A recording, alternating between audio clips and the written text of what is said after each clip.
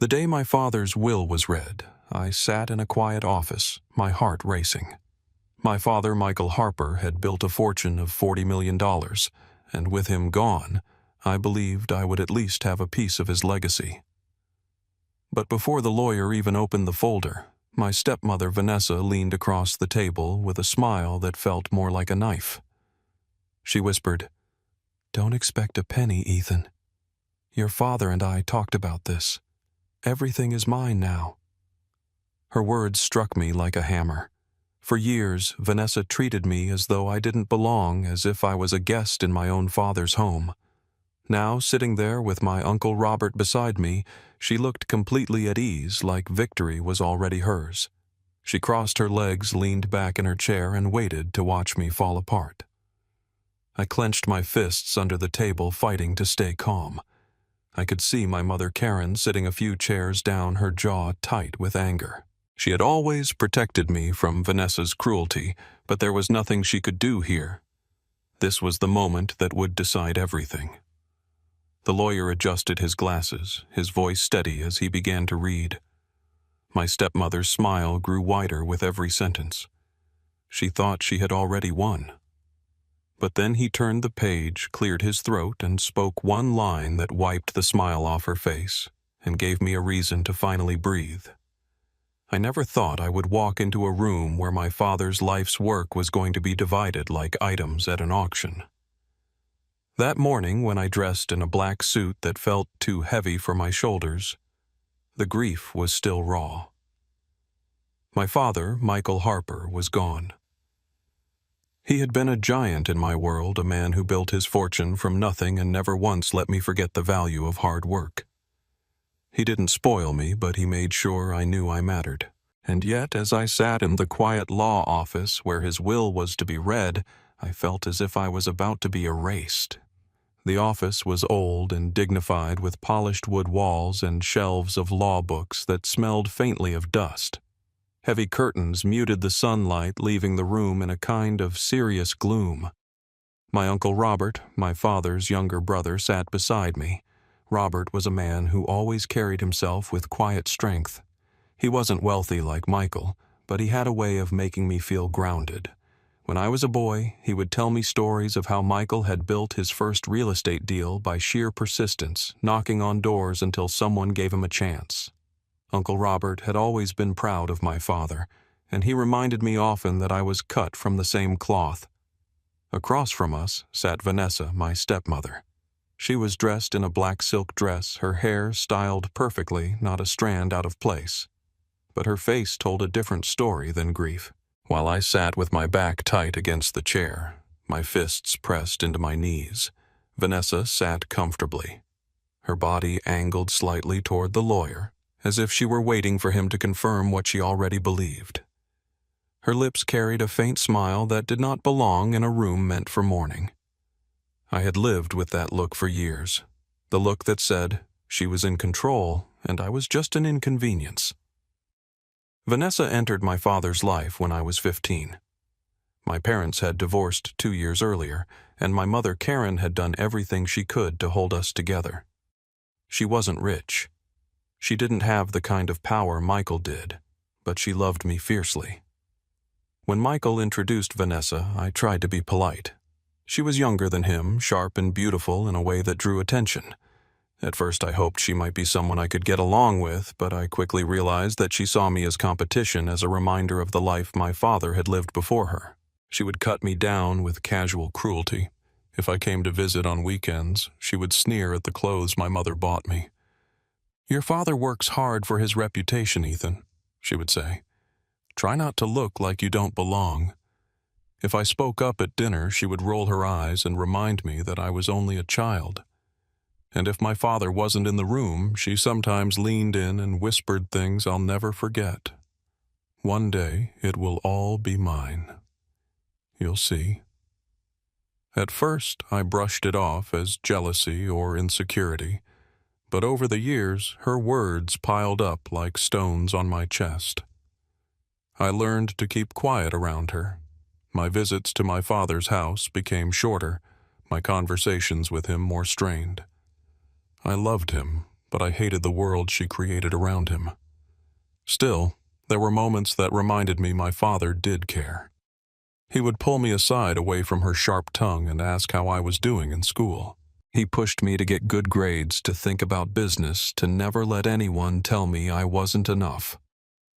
"You have my blood in you, son." He once told me, "That's worth more than any insult." Those words stayed with me even when Vanessa tried to drown them out. Now, sitting in that law office, I wasn't sure which version of my father I was about to face. Was he the man who once told me I was strong and capable? Or was he the husband who let his second wife control the room and dismiss me? My fear wasn't just about money. It was about whether my father had believed in me in the end, whether I mattered enough for him to leave me a piece of his legacy. My mother sat 2 seats down, her face drawn tight. She wasn't here for money either. She had no claim to my father's estate, and she knew it. She came because she refused to let me sit there alone. She had endured years of watching Vanessa belittle me, and now she watched with eyes sharp as glass, ready to defend me if the insults started again. The lawyer, a tall man named Daniel, cleared his throat and organized the papers before him. His voice was steady, professional, and without emotion. He explained that my father's will had been carefully written and updated just a few months before his passing. The words hung heavy in the air, every syllable echoing off the wood-paneled walls. Vanessa shifted in her chair, her smile widening as if she were already savoring her victory. I could feel her eyes flicking toward me, waiting for the moment when my face would break, when disappointment would crush me. She wanted to see me defeated. She wanted to erase me from my father's story once and for all. My Uncle Robert leaned closer, his voice low so only I could hear. "Patience, nephew," he said. "Your father was a man of principle. Remember that his words were a small anchor in the storm rising inside me." I sat straighter, staring at the lawyer, preparing myself for whatever was about to come. I had no control over the words he was about to read. No power to change what my father had written. All I could do was listen, hope, and hold myself together in the face of Vanessa's quiet, cruel triumph. In that moment, I realized this was not just the reading of a will. This was a test of everything my father had ever taught me about resilience, pride, and patience. It was not only about $40 million. It was about the weight of my name, the measure of my worth, and the final question of whether my father's love had survived Vanessa's poison. The moment the lawyer began reading, the room tightened like a noose. His voice was calm and deliberate, but every word felt like a hammer against my chest. He started with small allocations, donations to charities, and minor gifts to distant relatives. My mind was half there, half somewhere else, replaying my stepmother Vanessa's smirk and the way she leaned back like she was already queen of the empire my father had built. When Daniel read out that Vanessa was to receive control of certain household accounts and personal property, she exhaled slowly and tilted her chin upward. Her satisfaction was not subtle. She glanced at me, her lips curving into a faint smile as if to say, "See, it is all mine, just like I promised." I felt heat crawl up my neck, but I forced myself not to react. My mother's hand tightened over her purse. She did not speak, but her eyes cut toward Vanessa with enough fire to burn through the table. My Uncle Robert, steady as ever, sat upright, listening carefully, almost like he expected something Vanessa did not. The lawyer continued naming properties, accounts, and assets that seemed to fall Vanessa's way. Each one was like a small blade in my side. A vacation home in California, gone. A vineyard my father bought a decade ago, gone. Even his art collection, which I knew he cherished, placed in her name. The weight of Vanessa's confidence pressed against me harder with every line. She leaned forward slightly and whispered, not loud enough for the lawyer to hear, but loud enough for me. "You should have prepared yourself. You were never meant to be part of this. He wanted me to have it all." Her words stirred years of memory.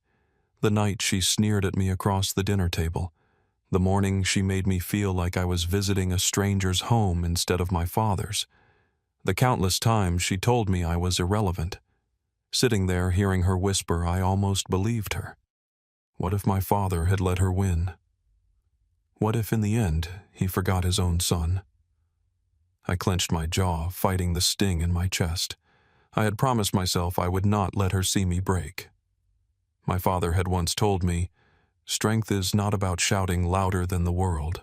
It is about standing when others expect you to fall." Those words echoed inside me, but they were growing faint against the crushing sound of Vanessa's triumph. The lawyer paused to flip through a stack of documents. Papers rustled the sound, filling the silence. I caught Vanessa's reflection in the polished wood of the table. Her smile was growing, her confidence radiating like heat. She believed the game was over. Then the lawyer cleared his throat. "Before I continue, I want to remind everyone that this will was updated 3 months before Mr. Harper's passing. Every clause is legally binding and carries his final wishes." Vanessa's smile did not falter, but mine did. My father had made changes recently, and I had no idea what they were. Was it possible that he had truly shifted everything toward her? Was this his way of moving on from me, from my mother, from the family he left behind? Doubt wrapped around my chest like a chain. I turned my head slightly and caught my mother's eyes. She gave me a look that said, "No matter what happens, you are not alone." For a second, the pressure eased, but Vanessa would not let me breathe. She leaned in closer, her voice a snake's hiss. "Do you see now? He chose me. He trusted me, not you. You were just his practice family, and now it is my turn to carry his name." Her words cut deep, sharper than anything she had ever said before. My fists curled under the table. I wanted to shout at her, to tear her smile apart with every ounce of anger I had buried for years. But Uncle Robert placed his hand on my arm firm and steady. His voice was a whisper low enough that only I could hear. "Hold yourself together, Ethan. Your father was not blind." Those words struck differently. My father was not blind. He saw through people better than anyone I had ever known. He had once told me that wealth reveals true character, that when money is on the line, you learn who someone really is. I wondered if this moment was exactly what he had prepared me for. Still, the minutes dragged like hours. Daniel's voice continued announcing allocations of stock portfolios, investment accounts, and corporate holdings. Vanessa's breathing grew lighter, almost like she was savoring the music of it. My chest grew heavier with every detail. It felt like being buried alive under the weight of my father's empire. Each asset another shovel of dirt. Finally, Vanessa leaned back and spoke openly, her voice clear. "I told you, Ethan. Your father trusted me with everything. You should find peace in that. He knew you were not ready." My mother's face hardened, and for a moment I thought she might snap back at her. But she held her tongue. Uncle Robert kept his hand firm on my arm.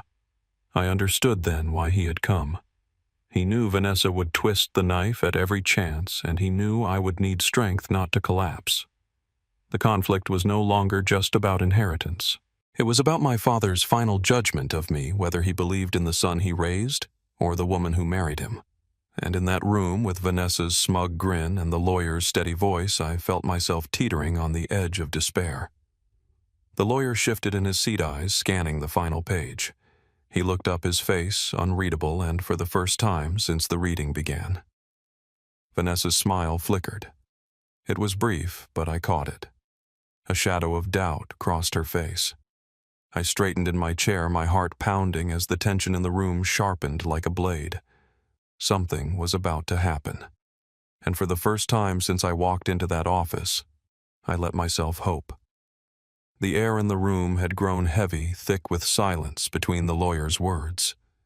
Every sentence that had already been read clung to me like chains, pulling me deeper into the fear that my father had truly left me nothing. Across the table, Vanessa's confidence poured off her like perfume, overwhelming and suffocating. She sat with her legs crossed, one hand resting delicately on the arm of the chair, her smile unbroken. She believed the game was won, but then the lawyer shifted, sliding a fresh page out of the folder. His expression changed ever so slightly, a tightening around the mouth, a subtle flick of the eyes toward me before returning to the document. It was the smallest crack in the monotony, but it was enough to make me sit taller. Vanessa noticed too, and for the first time that morning, her smile faltered.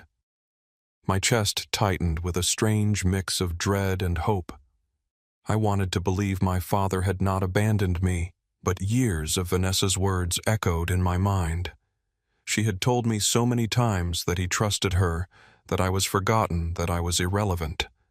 I could hear her voice even now whispering that I did not matter.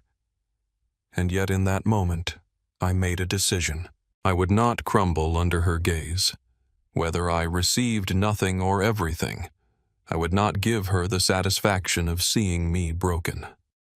My father's last lesson to me had been about resilience. I remembered his exact words from a conversation years ago when I was struggling in school. "Ethan, the world will look for ways to humiliate you. Don't hand it to them. Stand tall, even if you are standing with nothing." I uncrossed my arms, sat upright, and forced myself to hold my stepmother's gaze. Her smirk twitched when she realized I was no longer shrinking.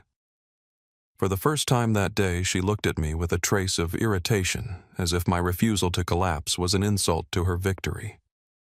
Uncle Robert leaned closer and murmured, "That's it. Don't let her win before you've even heard the last word." His voice was low and calm, but firm enough to anchor me. The lawyer continued, reading, his voice steady. "To my wife, Vanessa Harper, I leave the household we shared along with a lifetime allowance of $160,000 annually to be distributed from the estate's trust."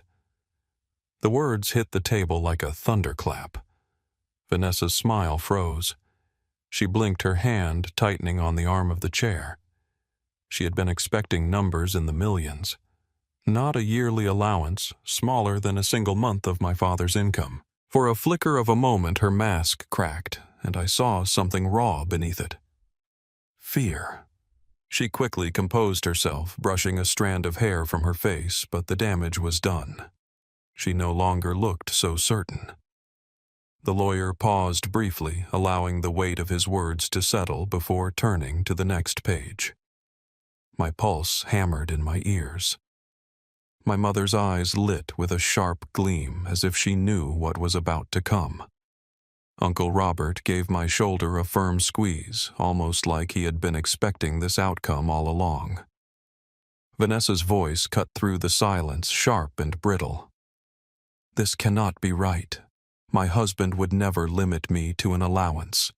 He trusted me with everything." The lawyer did not flinch.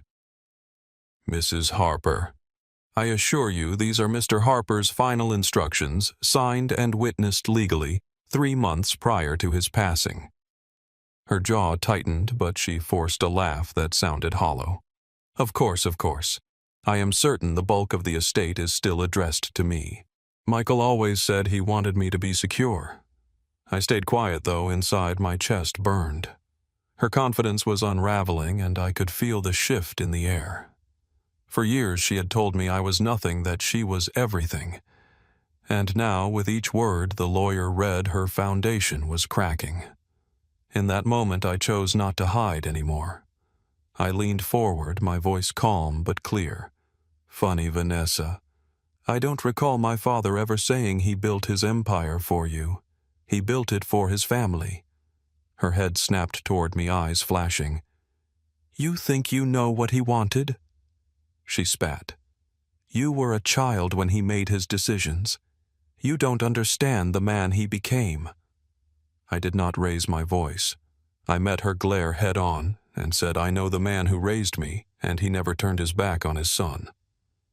The lawyer cleared his throat to continue, but in that exchange something important had shifted. Vanessa was rattled, no longer untouchable. For years she had thrived on my silence, my hesitation, my fear. by refusing to bend. I had taken something back from her. The lawyer adjusted his glasses and prepared to read the final clause. My chest swelled with anticipation and dread all at once. I could feel that everything was building toward this moment, the decision my father had left behind. The judgment he had made not just of Vanessa, but of me. Vanessa shifted uncomfortably, the smugness drained from her face. She sat forward now, her hands clasped tightly together, her nails digging into her palms. She no longer looked like the woman who had walked into this room certain of her power. She looked like someone who feared losing everything. My mother's hand brushed against mine, a quiet reminder that she was still with me no matter what happened. Uncle Robert gave me a slight nod, his lips pressing into the hint of a smile. He knew somehow he had always known my father would not leave me behind. I inhaled deeply, steadying myself. Whether the next sentence confirmed Vanessa's smug prophecy or revealed something entirely different, I was ready to face it without fear. I would not be the boy Vanessa had spent years mocking. I would be the man my father raised, the man who could stand tall even in the face of betrayal. The lawyer lifted his eyes, his voice firm as he began to read the final words of the will. The entire room leaned forward, waiting for the verdict that would decide everything. The room was silent as the lawyer looked down at the final page of the will. His fingers pressed lightly against the paper, his voice steady but carrying a weight that pulled every eye toward him. I could hear nothing but the thudding of my heart. Vanessa sat stiffly, her confident posture gone, her hands now clenched tightly in her lap. The lawyer began to read. To my beloved wife, Vanessa Harper, I leave the comfort of our shared home and a lifetime allowance of $160,000 a year. This is to ensure she will never want for necessities or comforts. Vanessa's lips parted, her face blanching. She opened her mouth to protest, but the lawyer raised his voice just slightly, continuing without pause. The entirety of my estate, including all real estate holdings, business shares, investments, and assets totaling $40 million, I leave in full and permanent ownership to my only son, Ethan Harper. The words struck the room like a thunderclap. For a second, the silence was total, heavy, and absolute. My breath caught in my chest. I had expected something. A small portion maybe, but not this. Not everything. Vanessa's chair screeched as she lurched forward, her voice sharp and desperate. What? That cannot be right. There must be a mistake. The lawyer lowered the page, his eyes meeting hers with professional calm.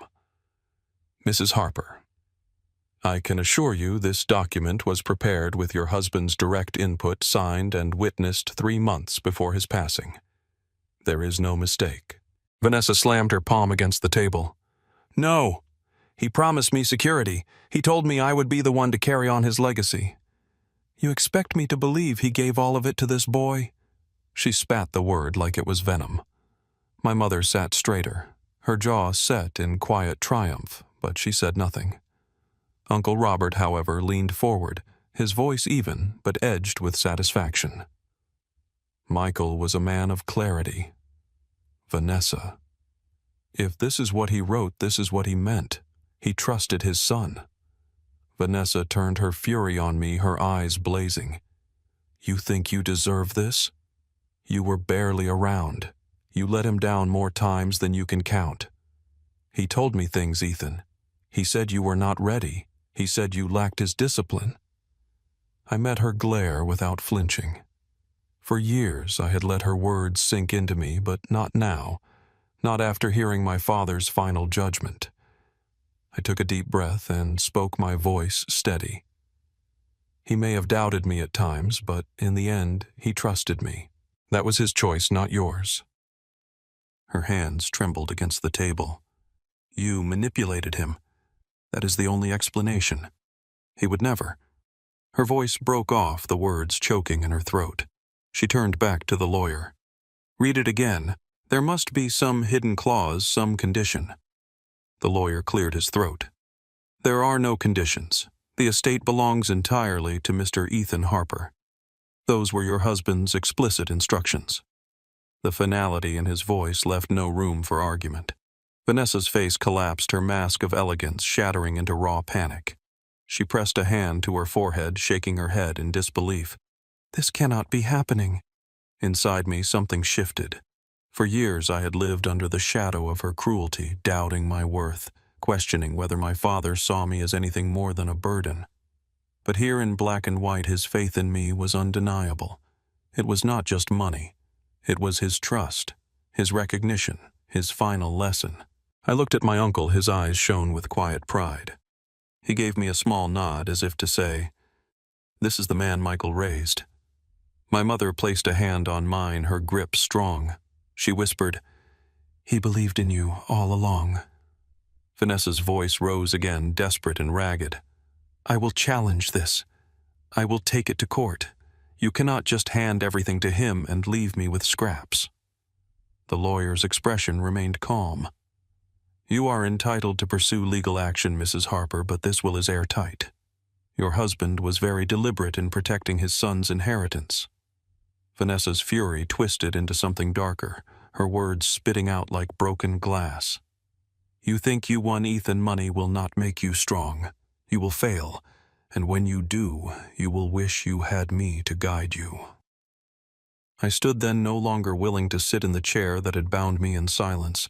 My voice cut through the tension, clear and unwavering. "No, Vanessa, I do not need your guidance.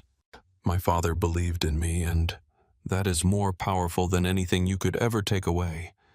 Her face went pale, her lips trembling, but she had no reply. She slumped back into her chair, her fury collapsing into silence. The lawyer gathered the documents, his task complete. "That concludes the reading of the will." His words marked the end of more than just a legal process. They marked the end of Vanessa's reign over me, the end of her cruel whispers, the end of her power. As I stood in that room, the weight of $40 million resting on my shoulders, I realized the inheritance was not just about wealth. It was about vindication. My father had seen me, trusted me, and chosen me. For years I had doubted it. But now I carried the undeniable proof. Vanessa sat frozen, her silence louder than her threats. My mother and uncle stood beside me, their presence a shield against her glare. I walked toward the door, each step lighter than the last. Before I left, I turned back to Vanessa one final time. "You were right about one thing. He made a choice, but it was not the choice you wanted. It was the choice that showed who he truly trusted, and it was not you." Her eyes burned with rage, but there was nothing left for her to say. The will had spoken. I stepped out into the hallway, breathing deeply for the first time since I had entered the office. My father's legacy was now mine. But more than that, his belief in me was carved into stone. Vanessa could never take that away. Walking out of that office felt like stepping into a new life. The air outside was crisp, and for the first time in years, I felt like I could breathe without the weight of Vanessa's presence pressing down on me.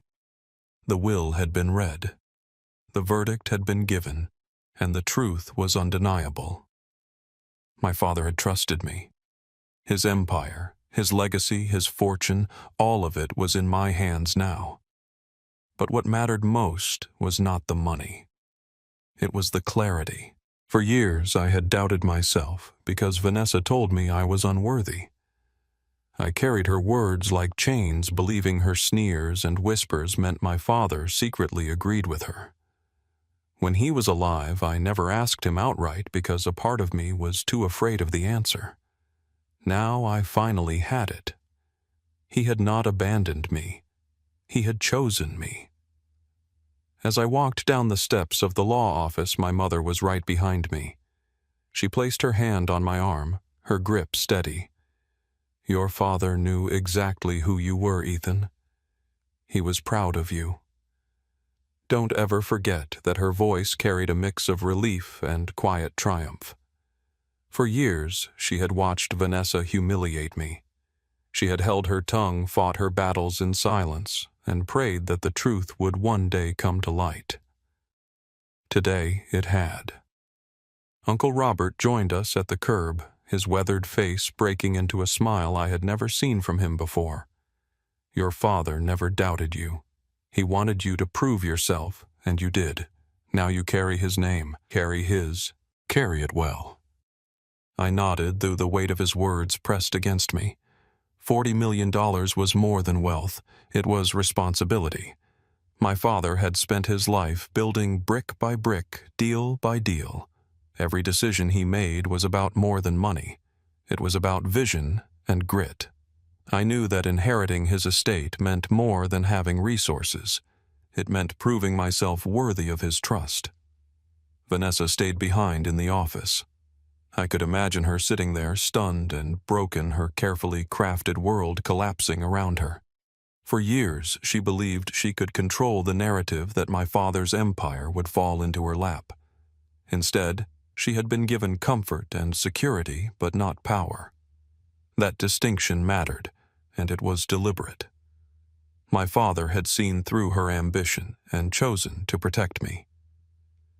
That night when I returned home, I sat alone in my room for hours. The documents from the lawyer were stacked neatly on the desk. $40 million entire company's properties across the country. I should have felt powerful, but instead I felt humbled. My father had not given me these things to make me comfortable. He had left them as a challenge, a responsibility. I thought about the lessons he had taught me. The mornings he pushed me to get up early, the times he told me not to waste energy proving myself to people who wanted to see me fail. The quiet way he reminded me that his blood ran through my veins, and that meant something. Those lessons mattered more than any number written on a page. In the days that followed, I began to feel the shift. Friends I hadn't spoken to in years suddenly called. Distant relatives congratulated me as if they had always believed in me. Some of them wanted favors, some wanted money, and some just wanted to attach themselves to what they thought was power. My father's warning came back to me. Wealth reveals character. He had been right. I saw people more clearly than I ever had before. But the most important realization was this. I no longer lived in Vanessa's shadow. For years, she had defined how I saw myself. Every insult, every smirk, every whispered threat had dug into my self-worth. Now her power was gone, and with it the lie that I was insignificant. When I visited my father's grave the following week, I stood in silence for a long time before speaking. You trusted me, Dad. I won't waste it. I'll honor what you built, and I'll make sure no one ever says your son wasn't strong enough. It wasn't just a promise to him. It was a promise to myself. The lesson I took from that day was simple, but powerful. People will try to convince you that you are small, that you do not belong, that you cannot stand on your own. If you listen to them, you hand them your strength. But if you trust yourself, if you remember who you are and where you come from, no one can erase you. Vanessa thought she had already won. She thought she could rewrite my father's legacy and strip me of my place in his story. But in the end, the truth stood taller than her lies. My father believed in me. That belief is what I carry forward, more valuable than any number in a bank account. And that is why I smiled when the lawyer read that final sentence. If you found this story powerful, make sure to like the video so more people can see it. Share it with someone who needs to be reminded of their worth.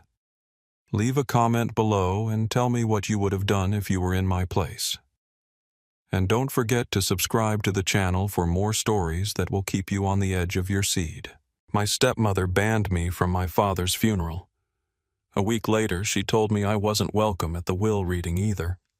She laughed in my face and said, "Only real family members are allowed here."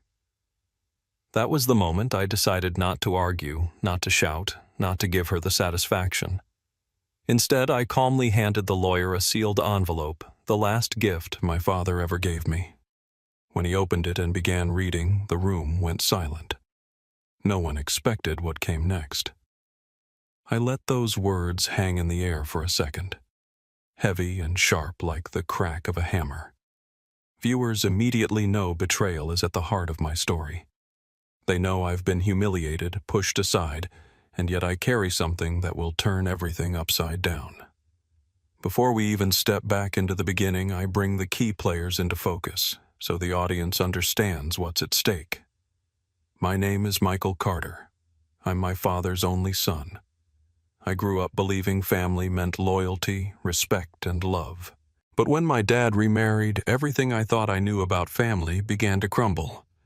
His new wife, Melissa, came into our lives with a sweet smile and polished manners, but underneath she was cold and calculating. To her, I was nothing but a reminder of the life my father had before her. Melissa had 2 children of her own, Justin and Madison. Justin is 24, the kind of guy who never worked a real job but still walks around like the world owes him everything. Madison is 21, sharp-tongued like her mother, always sneering from the corner of the room, quick to mock and quicker to follow Melissa's lead. And then there was my dad, Robert Carter. A strong man, a successful businessman, someone who once taught me how to ride a bike, how to shake a hand firmly, how to face life without fear. But the man I knew began to slip away after Melissa entered the picture. He became distant, quiet, like he was living under a shadow. That's who we are. That's the family that sat divided around my father's memory.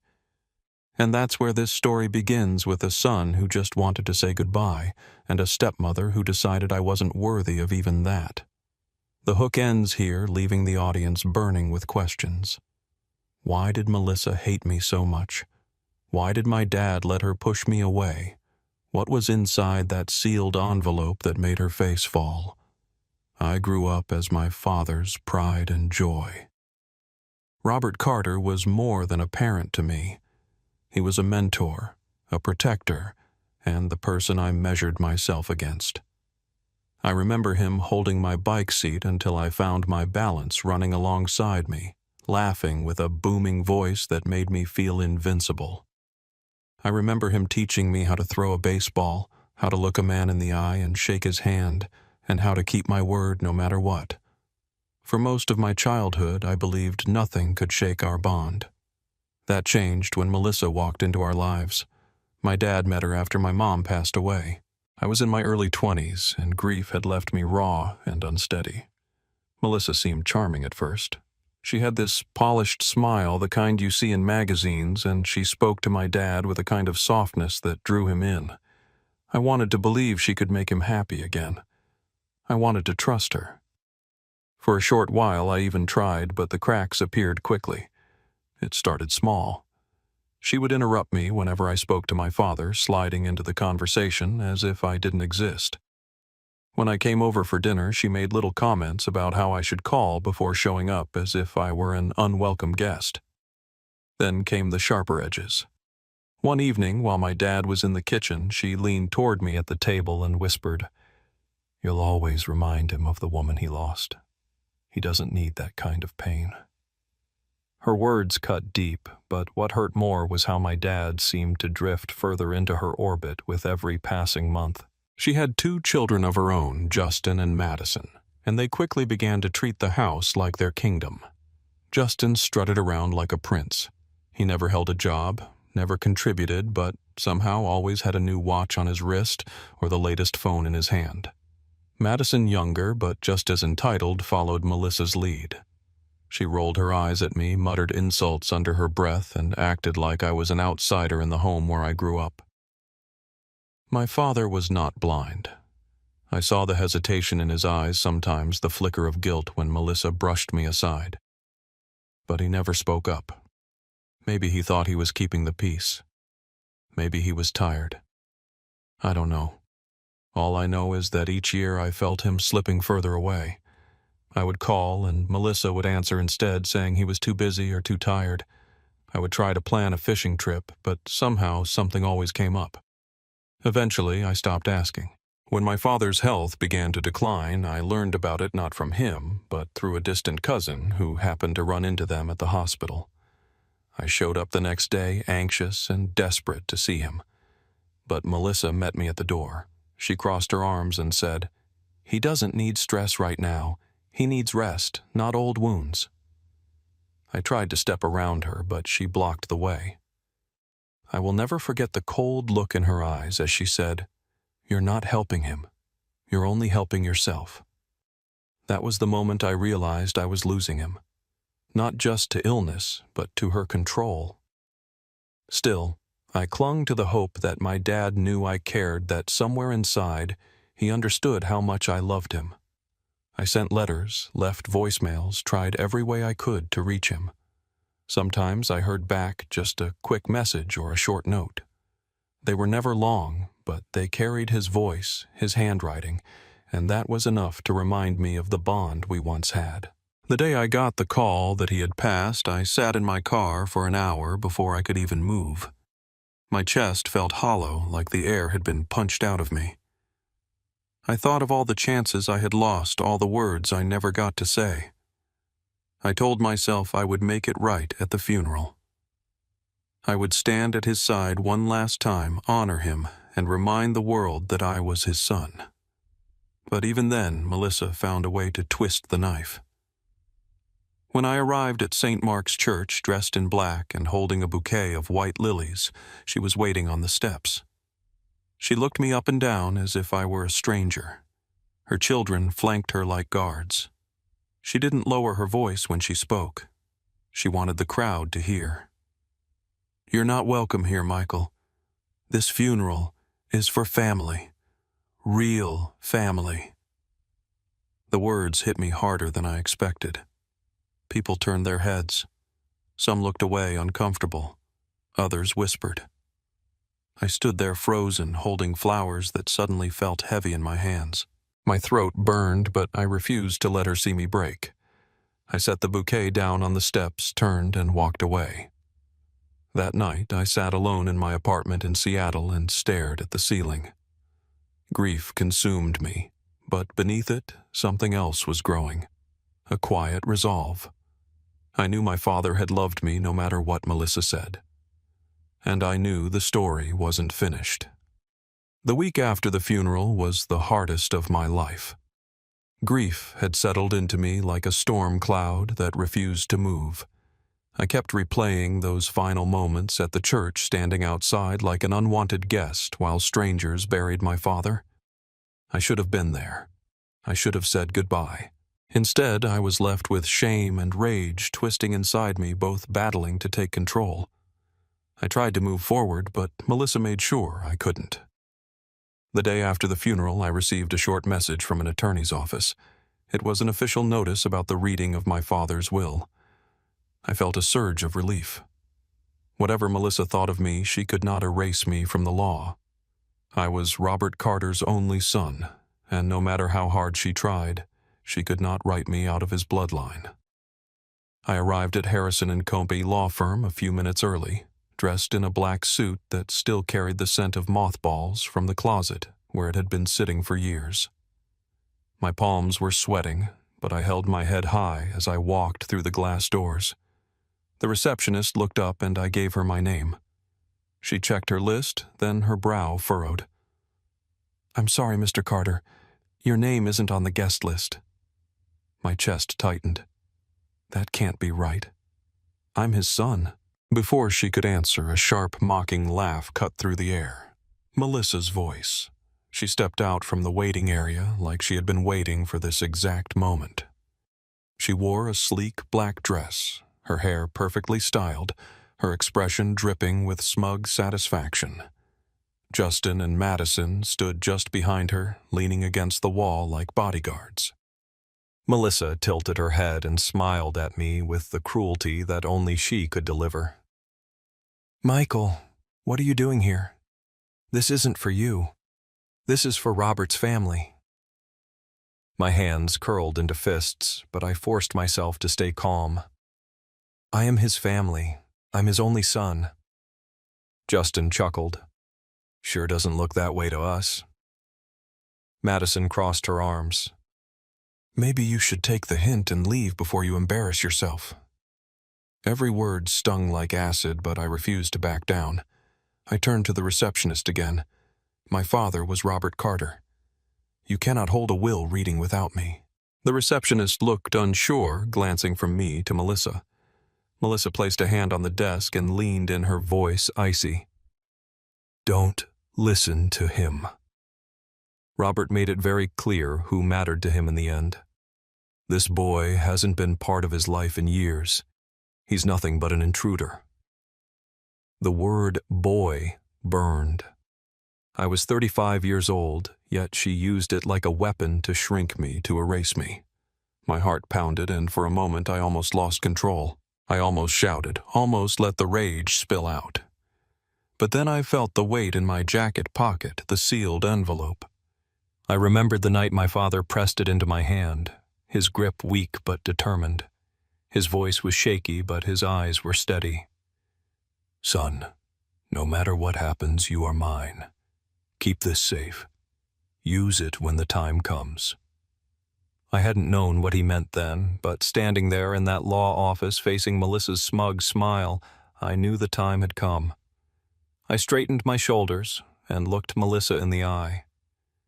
You can laugh all you want, but I'm not leaving. Her smile widened. Then by all means make a fool of yourself. You'll see soon enough where you stand. The lawyer appeared in the doorway, an older man with gray hair and sharp glasses. He called out, We're ready to begin. Melissa swept past me, with Justin and Madison trailing behind her. As she passed, she leaned close enough for me to hear her whisper, Prepare yourself, Michael. You're about to learn what your father really thought of you. I didn't respond. I didn't need to. My hand brushed against the envelope in my pocket, and that was enough to steady me. Inside the conference room, the air was heavy with tension. Melissa and her children settled into leather chairs around the polished oak table. I sat at the far end, their eyes boring into me as if I were trespassing. Melissa crossed her legs and leaned back, her expression smug, like she was already celebrating her victory. The lawyer cleared his throat. We are here to review the last will and testament of Robert Carter. Melissa smirked in my direction. Let's get this over with. Some of us actually belong here. I stayed silent. My heart raced, but I kept my face calm. I knew something she didn't. The lawyer opened a folder and began reading the formal introduction. The words washed over my legal language and procedural details, but my focus stayed on the envelope. I could feel Melissa's eyes flicking toward me, waiting for me to crack, waiting for me to storm out. Instead, I sat perfectly still, waiting for the moment. That was the conflict in its purest form. A son fighting not just for his father's memory, but for his place in a family that wanted him erased. Melissa thought she had the upper hand. She thought her cruelty would break me. What she didn't know was that my father had given me a weapon she could never take away, and when the time came, I was ready to use it. The lawyer's voice droned on as he read the opening of the will, the formal language heavy and detached. My eyes stayed fixed on the polished oak table in front of me, but inside every nerve in my body was on fire. Melissa sat across from me. Her lips curled into a satisfied smirk. One manicured hand resting lazily on the arm of her chair. Justin leaned back with his arms crossed, his expression smug while Madison kept whispering little comments into her mother's ear, both of them occasionally glancing my way with mocking smiles. To anyone else in the room, I must have looked like I was barely holding myself together, the arranged son hoping for crumbs from his father's estate. That was exactly what Melissa wanted, and she believed the reading of the will would finally humiliate me into silence, but she had no idea what I was holding in my pocket. I remembered the moment my father gave it to me as clearly as if it were happening again. It was late at night, and I had gone to see him against Melissa's wishes. His health had been declining, and I knew my chances of seeing him were slipping away. He was sitting in a chair by the window, his face thin and pale, but his eyes still carried the same weight they always had when he wanted me to listen carefully. "Michael," he said, his voice weak but steady. "I know things have been difficult. I know Melissa has done everything she can to push you aside, but you are my son. That will never change." I swallowed hard, fighting back the tears I refused to let him see. He reached into the drawer beside him and pulled out a sealed envelope. He pressed it into my hand and held it there for a moment. His grip wasn't strong anymore, but there was intent in it, something that told me he meant every word. "Keep this safe. Do not open it. When the time comes, you will know what to do." I looked at him confused, but he gave a small shake of his head. "Trust me, son, you'll understand." Those were some of the last words he spoke directly to me. At the time, I had no idea what the envelope contained or why he had chosen to give it to me in secret. But now, as Melissa sat across from me, ready to erase me from my father's legacy, I understood perfectly. The lawyer began reading the initial allocations, a trust fund for Melissa, a modest allowance for her children, control of household items, and smaller investments. Melissa's face gleamed as though each word was music to her ears. She leaned forward slightly, clearly anticipating more. I waited patiently. My pulse raced, but my resolve was clear. I wasn't going to shout. I wasn't going to beg. I was going to honor my father's last request. When the lawyer paused to shuffle his papers, I reached into my jacket pocket. The crinkle of the envelope felt like thunder to me. I placed it gently on the table and slid it forward toward him. "I have something," I said, my voice calm but firm. "My father gave me this before he died. He asked me to make sure it was read here today." The lawyer looked up, startled. Melissa let out a sharp laugh, the kind that was meant to wound. "Oh, for heaven's sake, what is this now? Some childish attempt to steal attention?" Justin snorted. "Pathetic." Madison rolled her eyes. "Honestly, Michael, you should know when to quit." I didn't look at them. I kept my gaze locked on the lawyer who was holding the envelope. Now his brow furrowed as he examined it. The envelope bore my father's handwriting, his full name signed across the seal. "This is authentic," the lawyer murmured. He pulled on a pair of reading glasses and carefully opened it. The sound of the paper tearing filled the silence in the room. Melissa's smirk faltered for the first time. "What is that?" she demanded. The lawyer raised his hand to quiet her as he unfolded the document inside. He scanned the page, his eyes moving quickly, then more slowly. His mouth tightened. He cleared his throat. Melissa leaned forward, her voice sharp. "Well, what is it?" I sat back in my chair, my hands resting calmly in my lap, though my heart pounded like a drum. This was the moment my father had prepared me for. This was the reason he had trusted me to hold on to his final words. The lawyer's voice took on a different tone as he began to read aloud, no longer detached and procedural, but deliberate, heavy with significance. The words belonged to my father, not to legal jargon or court protocol. "To my son, Michael Carter, who has always been and will always remain my blood. I leave my estate, my business shares, and all personal possessions of value. Melissa and her children have already received more than enough of my support during my lifetime. I have chosen to leave them nothing further. This is my will and my decision made of sound mind and body, signed and witnessed accordingly." The air in the room shifted instantly. Melissa froze. The smug expression slipped from her face like a mask tearing away. Justin's jaw dropped, and Madison's whisper died in her throat. For the first time in years, I felt my father's presence beside me, strong and undeniable. He had spoken louder in death than he ever could in those final days, and he had spoken for me. I stayed silent, letting the words settle like stones on the table. I didn't gloat. I didn't smirk. I simply sat there steady and calm, just as he had told me to be. The lawyer's words echoed through the conference room like a thunderclap. For a long moment, no one spoke. The only sound was the faint hum of the air conditioning and the rustle of paper as he placed the addendum back on the table. I sat still, hands folded, my pulse hammering inside my chest. My father's voice carried through those written words had cut through every lie Melissa had spun. He had not abandoned me. He had not forgotten me. In his final moments of clarity, he had chosen me, his son. Melissa was the first to break the silence, her chair scraped back against the floor as she shot to her feet. Her face, usually so carefully composed, was twisted with fury. She jabbed a finger toward the lawyer. "This is absurd. Robert would never do this. He loved me. He loved my children.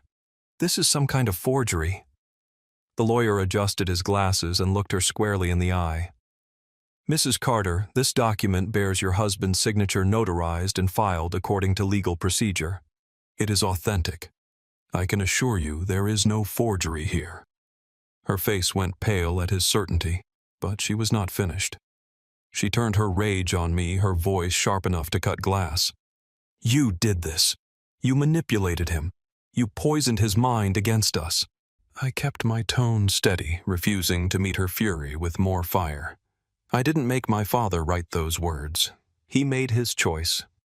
Justin slammed his fist against the table. "This is ridiculous. My mom sacrificed everything for Dad. We were there every day while you were off doing nothing. And now he just gives everything to you. That's not fair." Madison's eyes filled with angry tears. "We're the ones who cared for him. We're the ones who stayed. You barely even visited." Their words stung because they carried a half-truth. I hadn't been there as much as I wanted to be, but the reason was sitting right in front of me. Melissa had built walls between me and my father at every turn, and her children had been the willing guards. I turned toward them and spoke firmly. "You call it caring, but you spent years taking from him. Every gift, every favor, every indulgence, you treated him like a bank, not a father. And now you're angry because he finally saw through it." The lawyer raised his hand to bring the room back to order. "This is not a matter of debate. Mr. Carter's wishes are legally binding. The estate, his business shares, and his personal assets all belong to his son, Michael Carter. That is the final ruling of this will." The finality in his voice hit Melissa harder than any insult ever could. She sank back into her chair, her face drained of color, her lips pressed tight.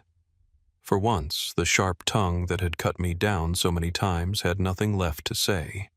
Justin muttered under his breath. Pacing the length of the room, Madison buried her face in her hands, disbelief written in every movement. They had spent years mocking me, dismissing me, making me feel like a ghost in my father's life. And in a single moment, that power was gone. I felt no joy in their downfall, only a deep, quiet relief. My father's words had given me back my place not just in his estate, but in his heart.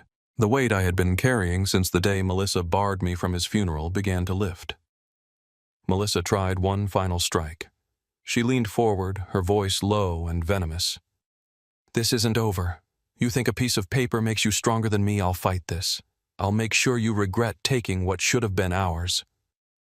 The lawyer closed the folder with a sharp snap. "You are welcome to pursue legal action, Mrs. Carter, but I assure you, you will lose. Your husband made his wishes very clear." Her eyes flicked to me, burning with hatred, but I refused to give her the satisfaction of a reaction. I kept my expression calm, steady, unshaken. My silence was more powerful than any retort. I rose from my chair, my legs steady beneath me. I gathered my things and looked once more at the lawyer, offering a small nod of gratitude. "Thank you." Then I turned toward Melissa, Justin, and Madison. I didn't speak to them. I didn't need to. Their faces told the story. The smugness, the arrogance, the certainty that I would always be beneath them, it was gone. In its place was disbelief and fear of what they could no longer control. Walking out of that office was the most liberating moment of my life. The afternoon sun hit my face warm and bright as though the world itself had shifted in my favor. For the first time in years, I felt seen. I felt my father's presence not as a fading memory, but as a steady voice that still guided me. Inside that envelope, he had left me more than property or wealth. He had left me dignity. He had left me proof that I had mattered to him all along. The climax was not about what I had gained on paper. It was about reclaiming the truth. Melissa's lies had collapsed in front of her, and my father's love had spoken louder than her cruelty ever could. And in that moment, I knew the battle was over. When I stepped out of that law office, it felt as if the weight of years had finally lifted from my shoulders. The afternoon sun shone brighter than I had seen it in months, and for the first time since my father's death, I could breathe without anger or grief choking me. The sealed envelope that had sat quietly in my pocket was now empty, but what it carried had changed everything. Melissa Justin and Madison had always believed they could rewrite my father's life, turning him into nothing more than a provider for their wants, while pushing me out completely. They had treated me as though I were invisible, an intruder in my own bloodline. For years I questioned myself. I wondered if maybe my father truly had stopped caring for me, if maybe I was just holding on to memories of a bond that no longer existed. That doubt was gone now. His words, written in his own hand, had shattered every lie they ever told. My father had seen me, remembered me, and chosen me when it mattered most. He had restored the bond Melissa tried to erase, and with it came a peace I had not felt in years. But peace was not the only thing left behind. Melissa's parting words echoed in my head as I walked to my car.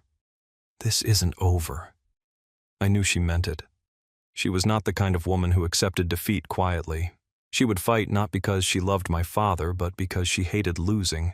She would drag this through court if she could, and she would try to twist the story in her favor. I considered that as I sat behind the wheel. For years I had allowed her to dictate the terms of my relationship with my father. She barred me from dinners, turned me away at hospital doors, and even stripped me of the chance to stand at his funeral. Each time I chose silence rather than confrontation, hoping to keep the peace.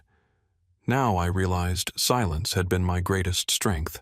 It was the silence of patience, of discipline, of a son who did not stoop to her level.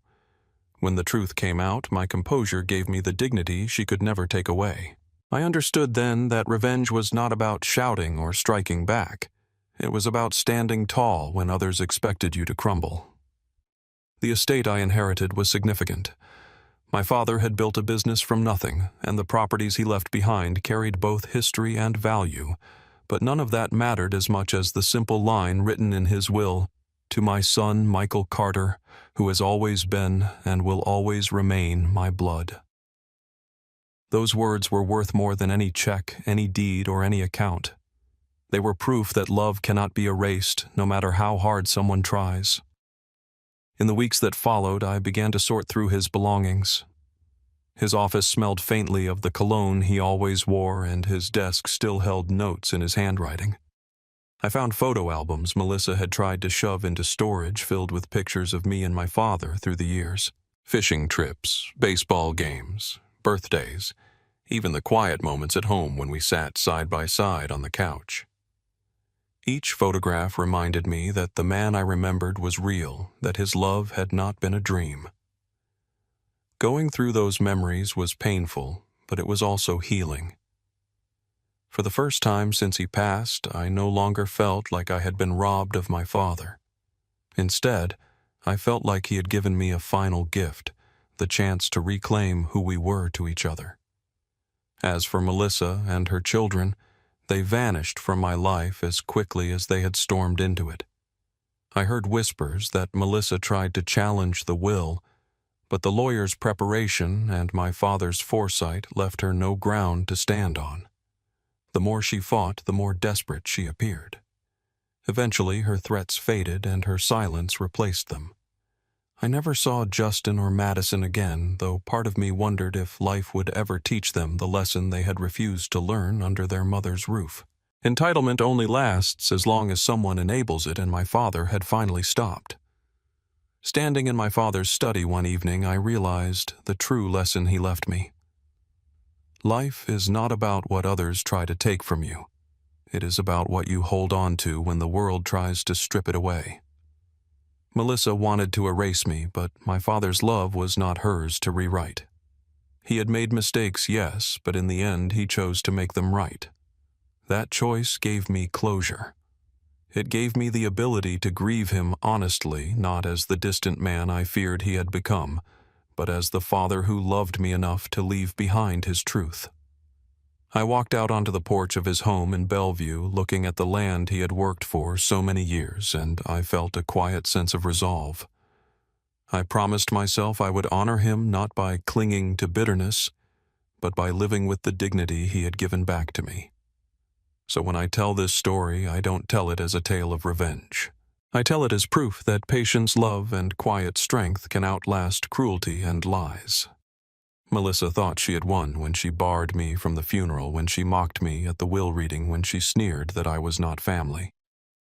But in the end, it was my father's words sealed in that envelope that spoke louder than hers ever could. And that, more than anything, is what I carry with me now. That was the story of how my stepmother tried to erase me from my own father's life, and how my father's final words restored the truth. I share it because I know there are others who have faced betrayal, others who have been told they don't belong, and others who have had to fight quietly for their place in the world. If you've ever felt pushed aside, remember this: dignity and patience carry more power than cruelty ever will. Thank you for staying with me until the end of this story. If it connected with you, if you felt the weight of these moments as I did, please take a second to like this video. Share it with someone who needs to hear it. I would love to hear your thoughts. So leave a comment below and tell me what part of this story spoke to you the most. And if you want more stories like this, real, raw, and unforgettable, make sure you subscribe to the channel and turn on notifications. That way you'll never miss the next one. This is Michael, and until next time, stay strong, stay true, and never forget the value of your own.